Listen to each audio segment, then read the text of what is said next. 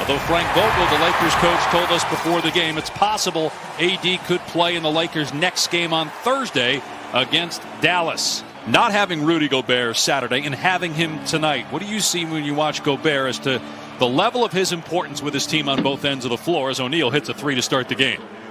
A defensive player of the year, but offensively, you can't limit the effect he has screening, rolling, diving to the cup, opening up everything that the Jazz do on the offensive end.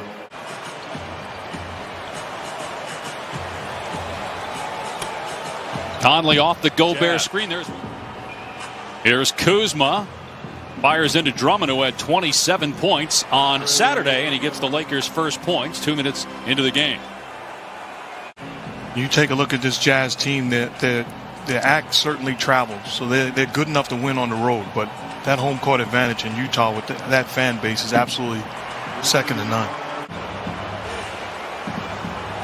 Shot clock down to 5. Another good defensive possession here by Los Angeles. Gobert, though, with the slam as Ingles, who's an excellent passer, made the play.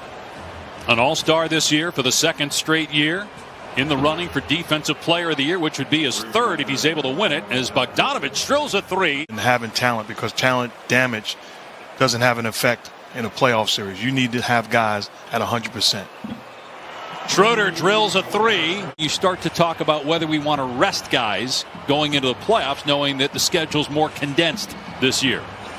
To me, they're in a different they have a different mentality than the Lakers. We need to be at 100%. When you're talking about the Utah Jazz, it's about making sure guys are healthy, but I wouldn't rest guys. We're going to continue to be more and more careful with star players as Caldwell Pope gets a steal. It's hard not to say Utah's the best team right now. They have the best record. Three goes for Caruso, back-to-back Laker triple. Their record at this stage, 42-15, is the best in franchise history. Drummond working hard on the offensive glass. Gets it out to Kuzma. 3 straight threes for the Lakers, and just like that, they're within 2. Clarkson leaning in. Good teamwork there with Gobert. And Clarkson hits the fall away. The end of the first round, traded by Brooklyn after the Nets drafted him. Clarkson with 1 on the timer knocks down the three. Scored the last 7 points for Utah. His presence, setting screens and diving, then protecting the rim. And I love what Quinn talked about. You got to recognize how you're being defended in the pick and roll action and get rid of the basketball. Meanwhile, a beautiful shot by Schroeder. Similar to Steph Curry, that's something that they're going to have to deal with the rest of the way when they take falls like that because of the bruise and the effect of the injury, the initial injury.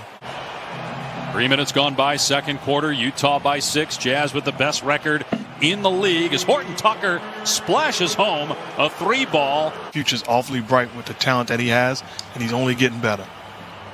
He only played in 6 games last year as Niang kisses it in. Clarkson spinning. Tough shot, but it goes against Ben McLemore, who's playing his 7th game. Clarkson gets past his man and floats it up and in. Missed the shot. He's 2 for 7 from the floor. Utah looking to run. Bogdanovich spins past his man, lays it home, and a foul. Bogdanovich with 9 points and a chance to make it 10. At 15 consecutive games with 20 or more threes. The record is 18 in a row by the Rockets 2 years ago as Kuzma hits the mid-range jumper. Utah already with 6 threes in this game and a 10-point lead. Yeah, they're number 4 in defensive rating since LeBron James' injuries. Favors gets inside. There you go, man. Context. We don't need that. Love that. Here's O'Neal hitting a 3, the 7-3 ball for Utah, and the Jazz with a 12-point lead. And the timer at 7. Kuzma trying to drive on O'Neal, got past him, and he puts it in. Tough shot against the outstretched arm of Gobert. Conley has to hoist it, gets it away, missed it, and it's tapped out to Schroeder. Just outside a minute to go. Kuzma in transition, collides, but puts it in, finishing through contact, no foul call. And Kuzma now in double figures with 11 points. That's a great job by Kuzma running the lane. How about the feathery touch there of Gobert? He's currently in the 5th spot in the West. They are 7-9 since March 18th. LeBron James was hurt on March 20th. They don't expect him back in the near future, though it's possible by the end of the month, as O'Neal splashes home a 3. They have a better road record than they do at home. 18-10 on the road, 17-12 at Staples. Utah with its largest lead of the night. Kuzma hits the 18-footer. With the Lakers, so he signed a deal and he wants to continue to win and compete. Right, he got that 3-year, $40 million extension. Conley had the defense in no man's land where you're worried about the alley-oop to Gobert, yet he hits that floater with the right hand. He's left-handed, but he makes so many of those with the offhand, and he's got 8 points now. Here's Kuzma again, drops it up and in. 17 for Kuzma. Here's Drummond. His floater is sent back by Gobert and puts Drummond on the ground. Bogdanovich scores. Kuzma thought he got pushed, but count the basket. 11-point Utah lead. Then off to the races. He is a playmaker on the defensive end. Gobert second in the NBA in block shots and in rebounding. Count that one and a foul, so Drummond with a little revenge. He'll go to the line to try to complete the three-point play. Historically rebound in this league. He's got to rebound the basketball. He's got to protect the paint. And then when called upon, give some scoring. And then there's going to be some times where he has to understand, because of the versatility of Anthony Davis.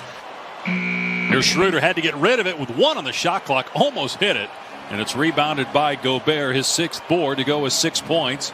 Utah by 14, largest lead. Now it's 17. Bogdanovich hits a 3. And this is a potent Utah team as Gobert smashes it with one hand off an alley-oop pass that was just a little bit errant. But it didn't matter. Gobert with a throwdown. Team is loaded with young talent and going to be good for a while. They got the second best record in the NBA as Horton Tucker gets inside for 2 plus a foul, so a 3-point chance here for Talen Horton Tucker. 15 points now for Jordan Clarkson, the former Laker. Step back 3, Horton Tucker in rhythm, splashes it through for his 3rd three-pointer. Jazz are taking whatever they want on the offensive end. And Utah shooting over 60% and over 50 from 3 as Ingles drops in a 3, and the lead is up to 20. About how difficult it's going to be, not just the MVP race depending on how Jokic and Embiid finish, but the all-NBA teams, because of all the injuries, as Ingles smokes the net with another 3. Missed 16 games, but obviously he's going to miss a bunch more before he comes back at the end of the month. Another 3 for Ingles. That's 13 Utah threes, and the lead is back to 20. Another outstanding year. But with that team, they're going to judge them come playoff time. Will they be together and will they win? Young stars in the NBA. He is absolutely special. Absolutely special. And has it. Whatever it is, he has it. It's been so obvious watching this game compared to Saturday. He does everything for him. Protects the rim, plays out a pick and roll, alters shots. You're talking about Curry with 49. He actually had a chance to get 50. Was at the line shooting 2 with 48. Got poked in the eye in the foul. Missed 1. He's got to get better at the free throw line.